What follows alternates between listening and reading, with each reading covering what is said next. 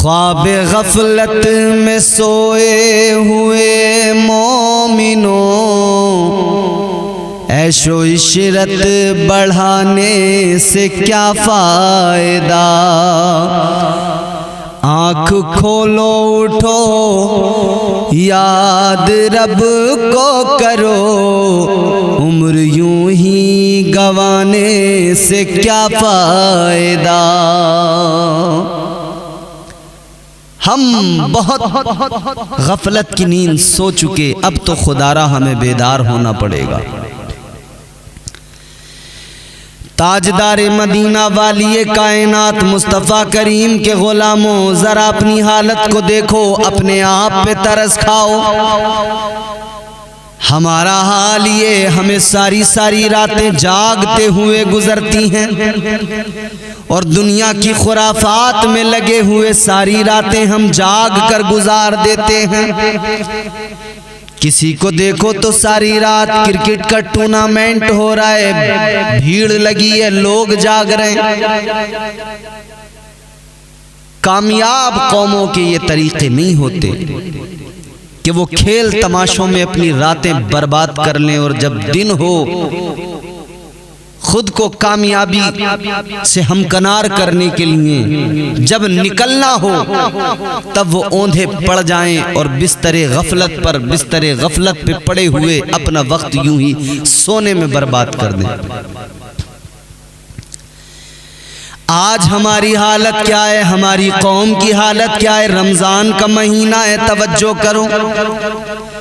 सारी रात तो हमने मोबाइल देखा, सारी रात हम मोबाइल में वीडियोस ड्रामे देखते रहे, सीरियल देखते रहे। लॉकडाउन के वक्त में लोग थोड़े डरे हुए थे, मौत का खौफ था, तो जरा फिल्में वगैरह नहीं देखकर ड्रामे सीरियल जो आते हैं, अर्तगुल गाजी वगैरह या उस्मान गाजी, ये सब सीरियल वगैरह देख लिया करते थे लोग, मगर उसमें भी सारी रात जागते थे और फिर सहरी खाते थे। और आज भी वही हालत है। अब तो सारी रात फिल्में, शॉर्ट वीडियो, गाने, डांस, ये सब देखकर सारी रात जब गुजर जाती है, सहरी का वक्त आ जाता है, फिर सहरी खाते हैं और सहरी खाने के बाद में फिर देखो तो फिर ऐसे औंधे पड़ जाते हैं, फिर कुछ पता नहीं रहता। सारी रात यूं ही जागने के बाद में फिर जो सोए, सहरी के फौरन बाद में, सहरी करने के बाद में सो गए। बाज तो ऐसे हैं जो सहरी खा के सो गए, नमाज़े फजर का भी होश नहीं रहता। लेकिन सहरी खाने के बाद में सोने वाले लोग मेरी बात को जरा तवज्जो से सुन लें। तुम्हारे मेरे आका ने फरमाया कि जब फजर का वक्त होता है तो नमाज़े फजर अदा करने के बाद में सूरज निकलने तक तुम अल्लाह का जिक्र किया करो, परवरदिगार की तस्बीहात में लग जाया करो, अल्लाह ताला की हम्दो सना में लग जाया करो। इसलिए कि वो वक्त ऐसा होता है जब सूरज तुलू होता है, अल्लाह ताला उस वक्त में रोजियां अपने बंदों को अता करता है, रोजियां तकसीम होती हैं। उस वक्त में रोजियां तकसीम होती हैं। स्कूल में पढ़ने वाला बच्चा स्कूल उस वक्त जाए जबकि मास्टर साहब, टीचर साहब हाजिरी लगा चुके हों, तो इसका जाना न जाना दोनों बराबर, क्योंकि रजिस्टर में तो अब लिखा गया कि नहीं आए, गैर हाजिर हैं। उस वक्त पर अगर पहुंचे कि जब हाजिरी लगे तो ये वहां मौजूद हों, तो फिर हाजिरी दर्ज हो जाए कि हाजिर हैं, तब फायदा है ना। इसी तरह से मेरे अजीजों, जब रिस्क तकसीम हो उस वक्त में बंदा सोया पड़ा हो गफलत की नींद में, फिर सुबह को उठकर 10, 11 बजे, 12 बजे, 1 बजे या जोहर में सीधा उठकर फिर वो शिकवा करे कि मेरे रिस्क में बरकत नहीं, तंगदस्ती ने मुझे सता रखा है, तंगदस्ती आ रही है। जब रोजियां तकसीम हो रही थी तू सो रहा था, जब अल्लाह रिस्क दे रहा था तब तू गैर हाजिर था। कहाँ था तू? गफलत की नींद में सो रहा था। है मेरे अजीजों, कब तक सोओगे? कब तक ये गफलत की नींद रहेगी? ताजदारे मदीना वाली ये कायनात मुस्तफ़ा करीम की प्यारी शहजादी जनाबे सैयदा हजरत फातिमतुज़ ज़हरा आप बयान फरमाती हैं कि एक मर्तबा मैं आराम कर रही थी कि मेरे मुस्तफ़ा का गुजर हुआ। फज्र का वक्त है, फज्र के बाद में हुजूर मेरे करीब से गुजरे तो आका ने मुझे पैर से हिलाकर जगाया, फरमाया फातिमा ये वक्त सोने का नहीं होता, इस वक्त में अपने दामन को रब के खजानों से भरना होता है, इस वक्त में रब की रहमतों से अपने दामनों को पुर करना होता है। फातिमा, फरमाया मेरे आका ने फातिमा इस वक्त में अल्लाह रोजियां तकसीम करता है। तो वो वक्त ऐसा है कि जब परवरदिगार रोजियां तकसीम करता है, रिस्क बट रहा है, लेने वाला मौजूद ही नहीं है। जनाबे वाला यहाँ हुकूमतें 5 किलो राशन देती हैं। डीलर की दुकान पर जब राशन बंटता है, आप अगर वक्त पर नहीं पहुंचे, गैर हाजिर रहे और वक्त गुजर जाने के बाद में पहुंचे तो वो कहेगा अब तो खत्म, आपको वक्त पर आना था। आज बट रहा है, आप आज ना जाकर कल जाएं, कहेगा साहब वो तो कल बट गया। तो जब बट रहा है राशन, उस वक्त में पहुंचना पड़ेगा, उस वक्त जाकर लेना पड़ेगा, वरना रह जाओगे। यहां राशन की दुकान पर बराबर टाइम से उठकर जाते हो, यहां से 5 किलो लेना है तो बराबर टाइम पे जा रहे हो, और जो रिस्क अल्लाह ताला हकीकी तौर पे राज़िक परवरदिगार है वो अता करने वाला है, जब वो परवरदिगार तकसीम फरमाता है, जब उसके फरिश्ते बांटते हैं, तब तुम गैर हाजिर होते हो। और फिर शिकवा किस्मत पर, तकदीर पर रोना रोना कि साहब क्या करें, हम तो बड़े गरीब हैं, मुफलिसी है, रिस्क में बरकत नहीं हो रही है। याद रखो मेरे अजीजों, अपनी जिंदगी को बदलो, तर्ज जिंदगानी को बदलना पड़ेगा, ख्वाब गफलत से बेदार होना पड़ेगा। खुदा के वास्ते जागो कहीं ऐसा न हो खालिद, खुदा के वास्ते जागो कहीं ऐसा न हो खालिद, तुम्हें फिर ख्वाब गफलत से जगाना मुश्किल हो जाए। वक्त पर जाग जाइए, होश के नाखून लीजिए, रब रोजियां तकसीम कर रहा है। तो ये सहरी खाते ही जो औंधे पड़ जाना या सो जाना, ये तरीका दुरुस्त नहीं है। अजीजा ने गिरामीउल कद्र, अब मसला रात का अगर हम देखें तो हमारा हाल यह है, रात भर हमारे नौजवान ने मोबाइल में फिल्म देखी है, रात भर उसने मोबाइल में वीडियोस देखी, तो सुबह को कैसे आंखें खुलें? फिर तो खिड़कियां बंद होनी ही हैं। कितना अच्छा होता कि जो वक्त तूने मोबाइल में बर्बाद किया, उस वक्त में अगर तुझे नींद नहीं आ रही थी तो अल्लाह का जिक्र कर लेता, तो कुरान की तिलावत कर लेता, अल्लाह अल्लाह में अपना वक्त लगा देता। याद रहे मेरे अजीजों, तुम्हारे मेरे आका मदीने के सुल्तान ने जो तरीक़ेकार अता किया, वो तरीक़ा सबसे बेहतर, आका की तालीम सबसे उम्दा, सबसे आला।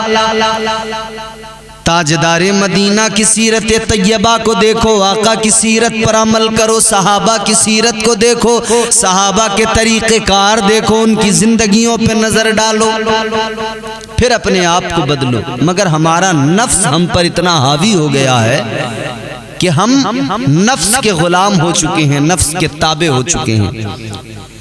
हम अपने नफ्स के ग़ुलाम हैं, हम अपनी शहवतों के ग़ुलाम हैं, हम अपनी ख्वाहिशात के ग़ुलाम हैं, हम अपनी तमाम तरिए हमारा दिल दिमाग जो नफ्स के काबू में आ चुका है, जब हम इसके ग़ुलाम हो गए तो फिर हमारे फैसले कैसे होंगे, हमारा अमल कैसा होगा, खुद सोच ले।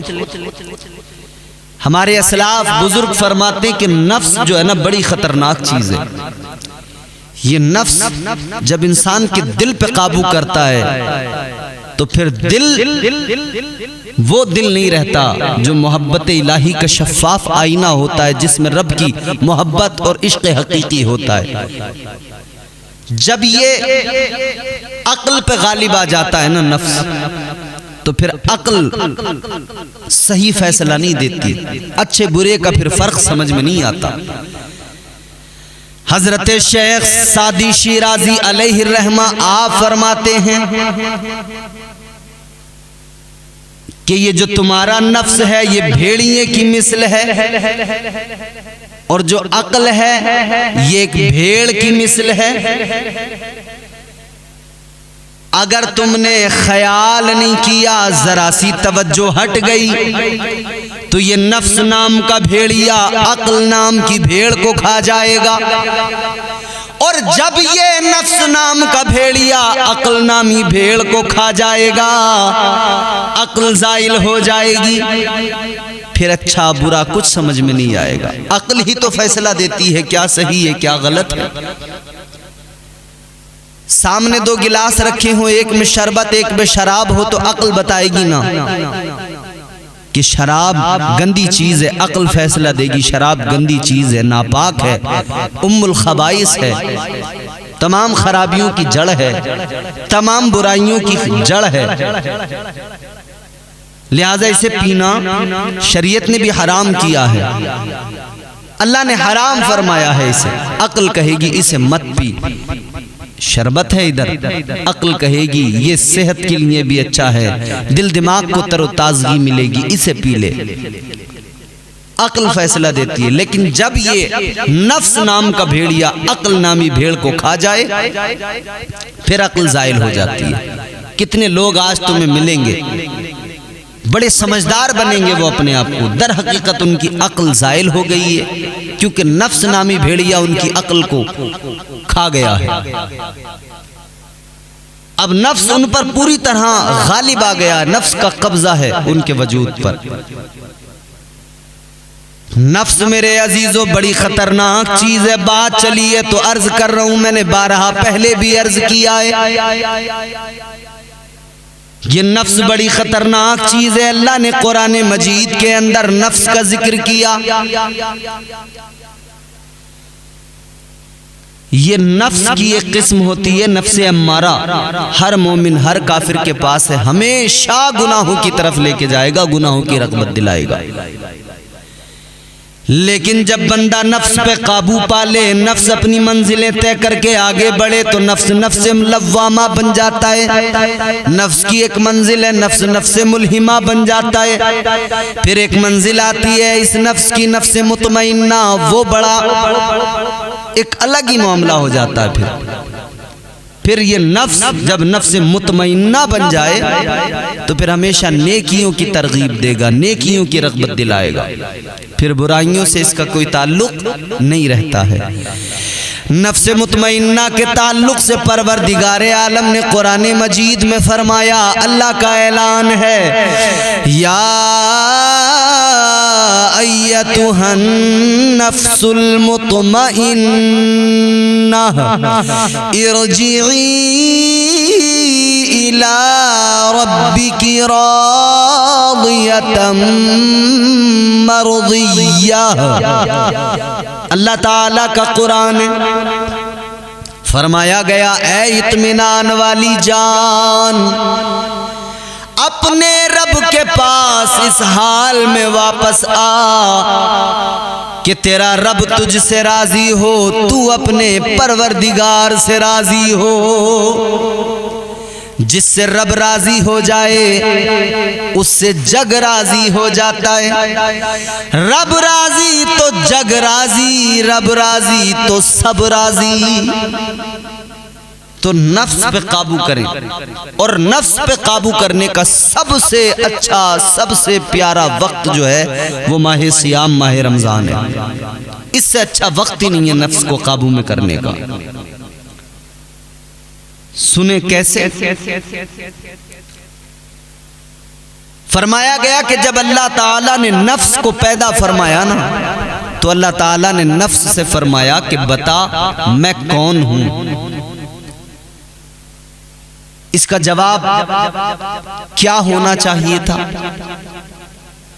हर जी फहम आदमी, जी शऊर आदमी समझ सकता है, मगर इसने क्या जवाब दिया? जब अल्लाह ताला ने फरमाया बता मैं कौन हूं, ये कहने लगा अंता अंता अना अना, कहता है तू है, मैं हूं। अल्लाहु अकबर। ये मैं जो शामिल होती है ना इंसान के लहजे में, इंसान की गुफ्तार में, ये नफ्स की वजह से होती है। रमजान में शैतान कैद है, क्यों बंदा गुनाह पे गुनाह कर रहा है? ये नफ्स ही है जो उससे गुनाह करवा रहा है, क्योंकि ये आदी हो गया गुनाहों का। इसने हमारे पूरे वजूद पे कब्जा कर लिया।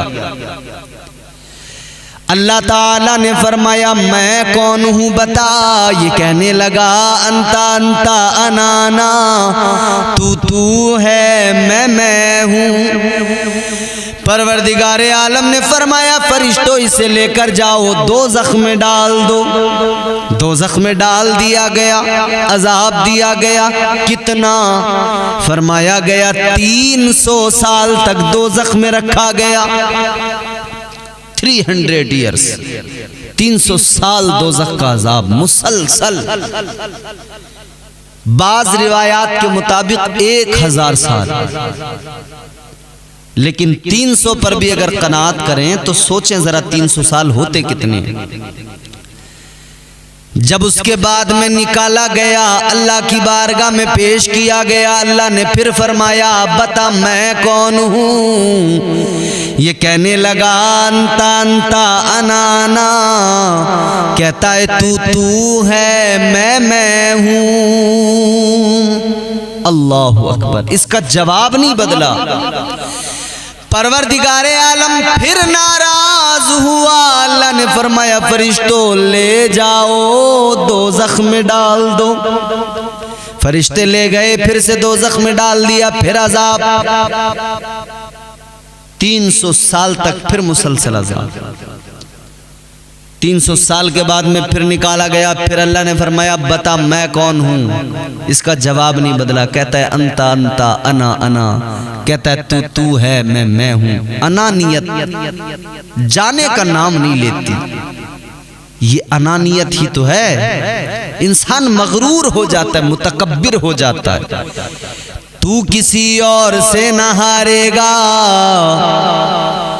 तू किसी और से न हारेगा, तुझको तेरा गुरूर मारेगा। अखलाक, बंदा साहिब अखलाक हो, क्योंकि ये अनानियत उसे बर्बाद कर देती है। अखलाक की दौलत से कभी दूर ना होना, अखलाक की दौलत से कभी दूर न होना। कौनैन भी मिल जाए तो मगरूर न होना। तो परवरदिगार आलम ने जब नफ्स से फरमाया कि बता मैं कौन हूँ, इसने फिर भी तीसरी मर्तबा वही जवाब दिया तू है, मैं हूँ। अल्लाह ताला के फरिश्ते अर्ज करते मालिक 3 मर्तबा सवाल हो गया, जवाब इसका बदलता नहीं है, या अल्लाह क्या करें, फिर दोज़ख में डालें? अल्लाह ने फरमाया नहीं। या अल्लाह फिर परवरदिगार आलम ने फरमाया फरिश्तों एक काम करो, इस पर भूख का बोझ डाल दो, इस पर इबादतों का बोझ डाल दो, सजदों का बोझ डाल दो। फिर नफ्स के ऊपर भूख का बोझ डाला गया, सजदों का बोझ डाला गया। जब इसके ऊपर भूख का बोझ आया, सजदों का बोझ आया, फिर यही नफ्स था। अल्लाह ताला ने फरमाया अब बता मैं कौन हूँ। ये कहने लगा तू मेरा परवरदिगार है। जवाब बदल गया। कैसे बदला? जब नफ्स पर भूख का बोझ आया, इबादतों का बोझ आया, पता लग गया ये नफ्स काबू में तब आता है जब इसे भूखा रखा जाए, इस पे भूख का बोझ डाला जाए। तो रमजान अल्लाह ने इसीलिए तो अता किया कि अपने नफ्स को काबू में कर लो, इसे भूखा रखो, रोजे रखो, ताकि ये तुम्हारे काबू में आ जाए। और अल्लाह ने करम ये किया कि रमजान में जब तुम रोजा रखोगे तो नफ्स तो काबू में आएगा, लेकिन शैतान बहका सकता था, तो अल्लाह ने उसको पहले ही कैद कर दिया। पहले ही शैतान को कैद कर दिया गया कि अब शैतान भी इधर कैद हो गया, तुम रोजे रख लो। तुम रोजे रखोगे ना तो तुम्हारा नफ्स तुम्हारे काबू में आ जाएगा।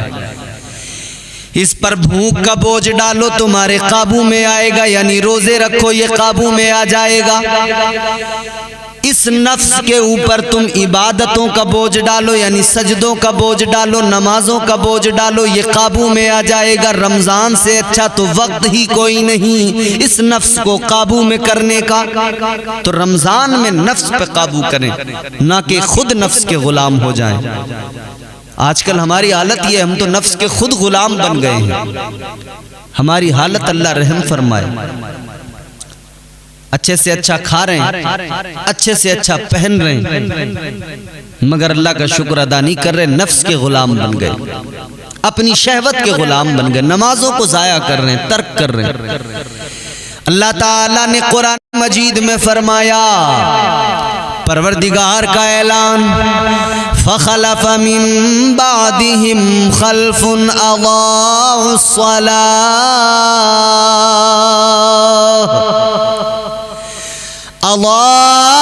सलात वत्तबउश शहवाति फसौफ यल्कौना गय्या।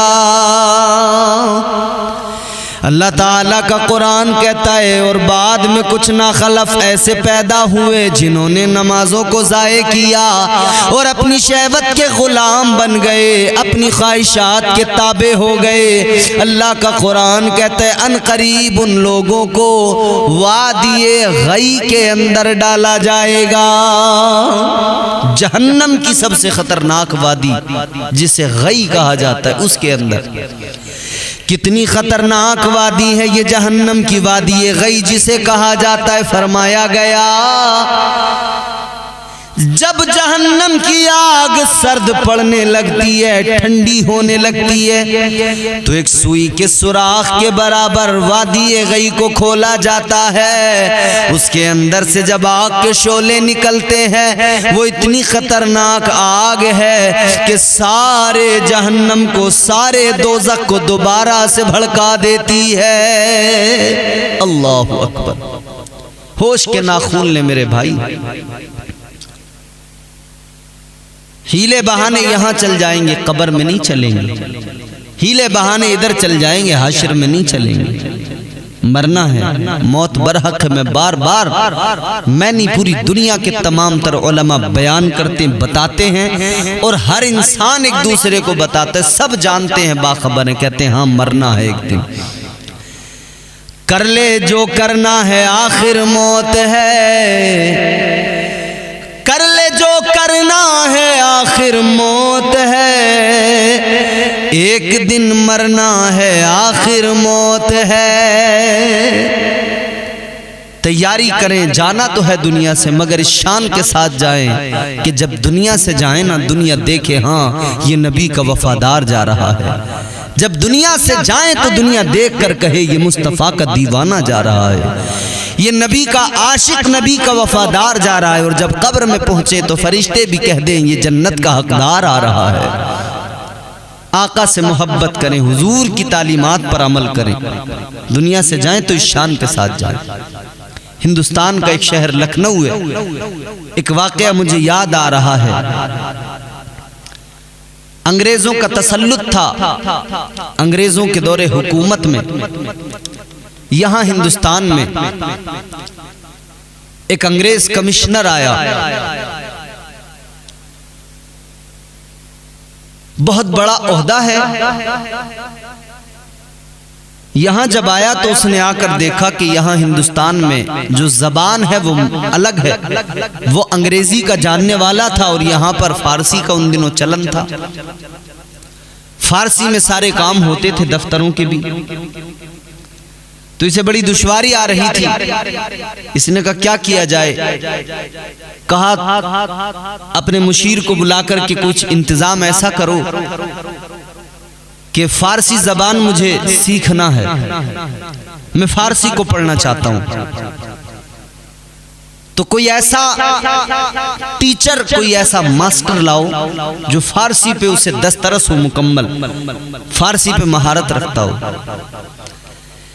ऐ लोगों, उस वक्त में जो अंग्रेज को नाम बताया गया वो नाम किसका? एक अल्लाह वाले का नाम, हजरत मुल्ला सिराजुद्दीन रहमतुल्लाह अलैह बताया गया। वो सबसे बड़े फारसी दां, वो सबसे बड़े फारसी जानने वाले का वो अगर पढ़ा देंगे ना तो फिर याद रहे उन्हें बहुत महारत है जबान पर, वो अगर पढ़ा दें तो बात ही बन जाए। अंग्रेज ने कहा बुला लो उनको। पैगाम भेज दिया गया कि आपको बुलाया गया है, कोठी पर चले आइएगा। अल्लाह वाले ने फरमाया ठीक है, आ जाएंगे। पहुंच गए। इसने कहा जी ट्यूशन पढ़ाना है, फारसी सिखा दो। क्या तनख्वाह होगी वो भी बता दो। अल्लाह वाले ने फरमाया तनख्वाह वनख्वाह छोड़, पढ़ा तो दूंगा मगर मेरी शराइत हैं वो माननी पड़ेगी। इसने कहा भाई शर्त क्या होगी आपकी? ऐ लोगों, हम जैसा कोई होता तो कहता कि मोटी पार्टी है, तनख्वाह अच्छी दे देगा। सोचता मोटा हाथ लगेगा, लेकिन अल्लाह वाले ने शर्त रखी तो क्या?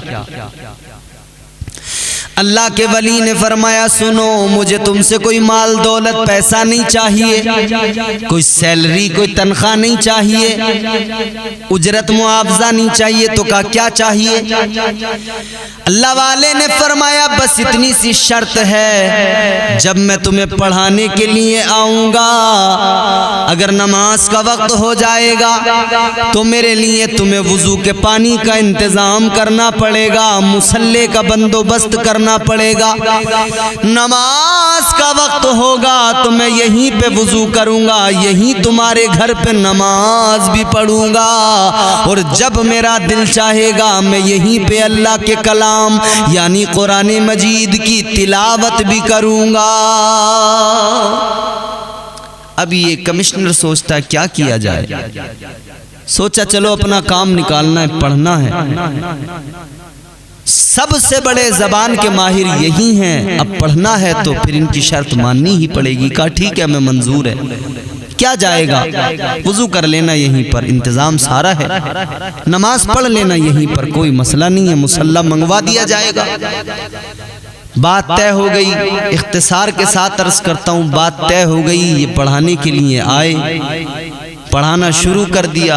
नमाज का वक्त जैसे ही हुआ इन्होंने कहा पानी मंगाइए, पानी आ गया, मुसल्ला आ गया, वुजू किया, इन्होंने नमाज अदा की, पढ़ाते रहे। नमाज का वक्त होता नमाज पढ़ लेते, कुरान की तिलावत को जी चाहता कुरान पढ़ लेते। एक दिन ऐसा आया, इस अंग्रेज कमिश्नर की एक जवान बेटी थी, बड़ी खूबरू, बड़ी सादगी उसके अंदर।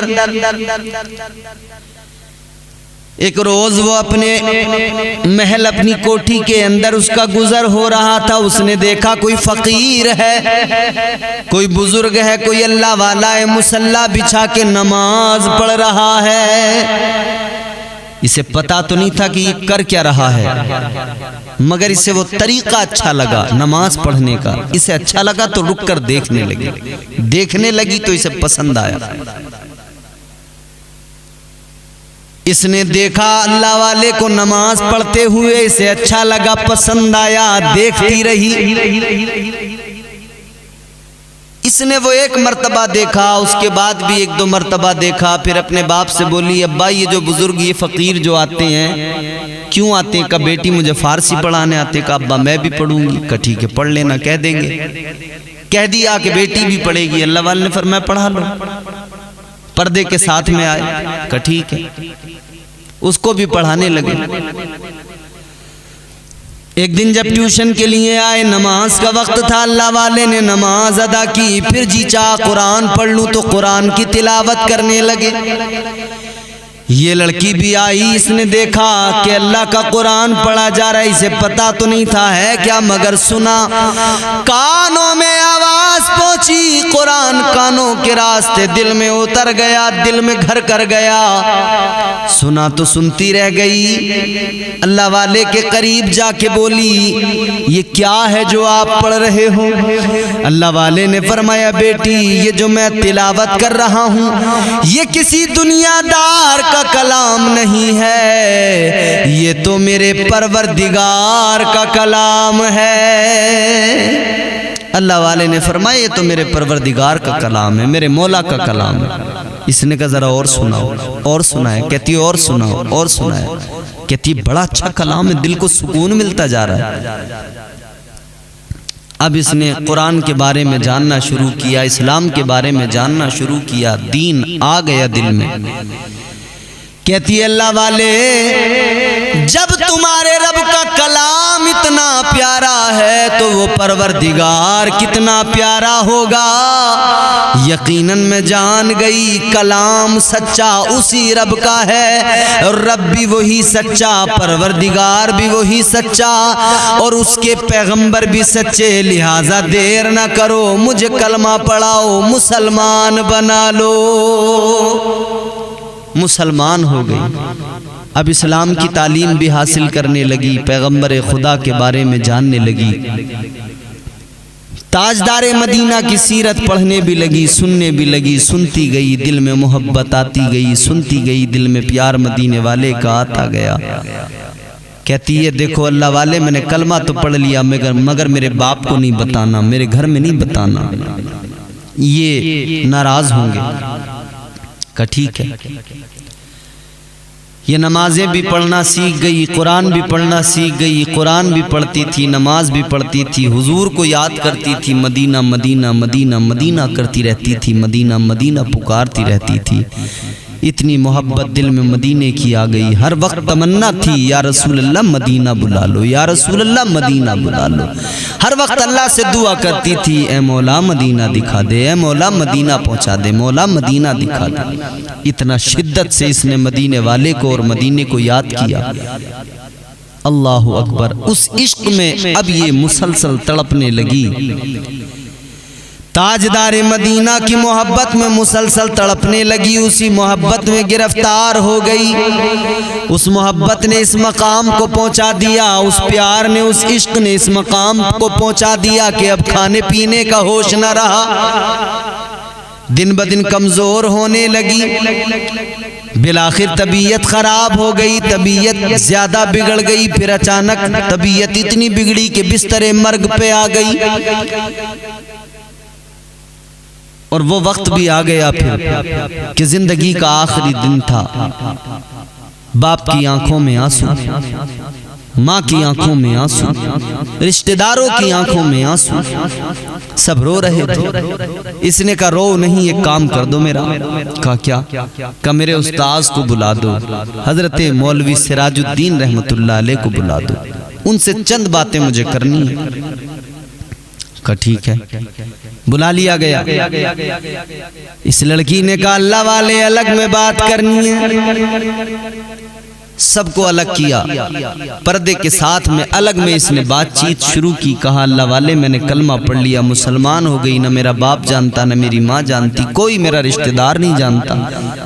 मेरे ख़ानदान को पता नहीं है कि मैं मुसलमान हूँ, लेकिन मैं हूँ मुसलमान, मैं हूँ आका की दीवानी, मैं हूँ ताजदार मदीना की आशिका, लिहाजा मैं मर जाऊंगी, मेरा इंतकाल हो जाएगा। ये लोग तो मुझे ईसाई समझते हैं, तो ईसाई तौर तरीक़ों के मुताबिक ये मुझे दफन करेंगे ताबूत में रखकर, मगर तुम्हें मैं वसीयत कर रही हूँ जब मेरा इंतकाल हो जाए, जब ये मुझे दफन कर दें ईसाइयों के कब्रिस्तान में, तो तुम मेरी लाश को निकालना, नमाज जनाजा पढ़ना और उसके बाद में मुझे मुसलमानों के कब्रिस्तान में दफन कर देना। सुभान अल्लाह। इसने वसीयत कर दी। अल्लाह वाले ने फरमाया ठीक है बेटी, तेरी वसीयत पे अमल हो गया। अब इसे सुकून मिला, अब ये तैयार हो गई जाना के पास जाने के लिए। जिस्म से रूह निकल गई, दुनिया से रुखसत हो गई, इंतकाल हो गया। माँ बाप भाई बहन रिश्तेदार रोए, बिलाखिर रो धोकर फिर क्या किया, तदफीन का इंतजाम किया गया। अब इन्होंने ईसाई मजहब के तौर तरीक़ों के मुताबिक इसको एक ताबूत में इसकी लाश को रखा और फिर ईसाइयों के कब्रिस्तान में दफन कर दिया। अल्लाह वाला भी साथ गया और कब्रिस्तान में जिस कब्र में इसे रखा गया उस कब्र पर निशान लगा के वापस आ गए। रात का सन्नाटा हुआ, अपने खादिम को साथ लेकर कहते हैं चलो एक बहुत बड़ा काम करना है, उस अल्लाह की बंदी की लाश को निकालना है, उसकी नमाज जनाजा पढ़ना है, फिर उसे मुसलमानों के कब्रिस्तान में दफन करना है, उसकी वसीयत पर अमल करना है। रात के सन्नाटे में निकल पड़े और उस कब्र पे पहुंच गए जिस पे निशान लगाया था। अब जैसी कब्र की मिट्टी हटाई, ताबूत बाहर निकाला और खोल कर देखा तो हैरान रह गए। उसके अंदर लड़की की लाश नहीं थी, ताबूत में किसी मर्द की लाश थी। हैरान परेशान, ये कौन है? एक खादिम जो साथ में था ना, उसने आगे बढ़ के देखा कि हुजूर इसे तो मैं जानता हूँ, ये आदमी कौन है? का कौन है? का ये फला आदमी है, बनारस का रहने वाला। का अच्छा। फरमाया तो चलो इसकी लाश को वापस यहीं पर रख दो और जहां इसे दफन किया गया होगा, जहां का ये रहने वाला है, वहां चलो। पहुंच गए, वहां जाकर इसके मुतालिक मालूमात हासिल की। लोगों ने बताया हाँ उनका इंतकाल हो गया, कल ही उन्हें फला कब्रिस्तान में दफन किया गया। तो एक इंसान से कहा कि तुम हमें कब्र बता सकते हो, दिखा सकते हो? का बिल्कुल। लेकर उसको साथ गए, उसने कब्र बताई, इन्होंने कब्र पर निशान लगाया, वापस आ गए। रात का सन्नाटा जब हुआ तब इन्होंने फिर उसकी लाश को रात में जाकर लाश उसकी कब्र की मिट्टी को हटाकर लाश को बाहर निकाला और जब कफन हटाकर देखा तो हैरान रह गए। इस कब्र के अंदर भी जो लाश मिली वो लड़की की नहीं बल्कि किसी और मर्द की लाश है। बिलाखिर इन्होंने उसको भी वापस कपड़ा ढका और कब्र में रखा लाश को और मिट्टी चढ़ा के बैठ गए। सोचने लगे सर पकड़ के, अल्लाह माजरा क्या है? जरा सी आंख लगी, लड़की ख्वाब में आ गई, मुस्कुराती हुई सलाम करती है। आपने सलाम का जवाब दिया। कहने लगी क्या हुआ? फरमाने लगे बेटा तेरी लाश को देख रहा हूँ, तुझसे वादा किया था तेरी वसीयत पे अमल करूंगा, तेरी वसीयत पे अमल करना था, इसीलिए अब मैं तेरी लाश को तलाश कर रहा हूँ लेकिन मिल नहीं पा रही है। ये लड़की मुस्कुरा के बोली है अल्लाह वाले कहाँ से मिलेगी? का क्या हुआ? कहने लगी पहली कब्र में जो तुम्हें मिला वो रहने वाला यहाँ का था, लेकिन उसे मेरी कब्र में इसलिए पहुंचाया गया कि रहता तो यहाँ बनारस में था, मगर अंग्रेज बड़े पसंद थे, अंग्रेजों का तरीका बड़ा पसंद था। वही पतलून पहनता था, वही टोपी सर पे लगाता था, वही लिबास पहनता था, उनके कल्चर को अपनाता था, उनकी तहजीब को अपनाता था। कहती है इसने सारी जिंदगी अंग्रेजों की तहजीब को अपनाया। जब मरा तो फरिश्तों ने इसकी लाश को, मेरी लाश को उस कब्र से निकालकर, उस ताबूत से निकालकर इसकी लाश को उसमें रख दिया और इसे जो है उस कब्र में डाल दिया गया। अल्लाह वाले ने फरमाया बेटी ये तो समझ में आ गया, तो फिर तेरी लाश यहाँ होनी चाहिए थी इसकी कब्र में। ये कौन है? कहने लगी ये तो रहने वाला हिंदुस्तान का है ही नहीं। का कहाँ का रहने वाला है? का ये तो रहने वाला अरब का है। कहाँ का? अरब का रहने वाला है। कई अरब का रहने वाला है, मगर रहता अरब में था, रहता हिजाज में था। तहजीब हिंदुस्तान की पसंद थी, कल्चर हिंदुस्तान का पसंद था। तो यहाँ के जैसे सारे मामलात थे, यहाँ के जैसा इसका रहन सहन, तमाम चीजें थी। तो सारी जिंदगी हिंदुस्तान के कल्चर की मोहब्बत में गुजार दी। जब मरा तो अल्लाह ने फरिश्तों को हुक्म दिया इसकी लाश को निकालो। जन्नतुल बकी में दफन हुआ था, मगर वहां से इसकी लाश को निकाल कर इसे हिंदुस्तान पहुंचाया गया और इस कब्र के अंदर इसको रख दिया गया। अल्लाह वाले हैरान हुए, मगर आगे फरमाया कि बेटी ये तो समझ में आ गया, मगर ये तो बता कि तेरी लाश का क्या हुआ, हमें तो तुझसे सरोकार है, तेरी नमाज जनाजा पढ़नी है। कहने लगी अल्लाह वाले आप नहीं समझे। कहती है जिसने ईसाइयों की तहजीब, ईसाइयों का कल्चर अपनाया, उसे फरिश्तों ने निकाल कर ईसाइयों के कब्रिस्तान में पहुंचा दिया। और जिसने हिंदुस्तान का कल्चर अपनाया, हिंदुस्तान की तहजीब को पसंद किया, इस पे मरने मिटने लगा, तो रहा तो सारी जिंदगी अरब में, दफन भी वहीं हुआ, जन्नतुल बकी के अंदर दफन हुआ, मगर इसकी लाश को वहां से निकाला फरिश्तों ने और लाकर हिंदुस्तान में इस कब्र में डाल दिया।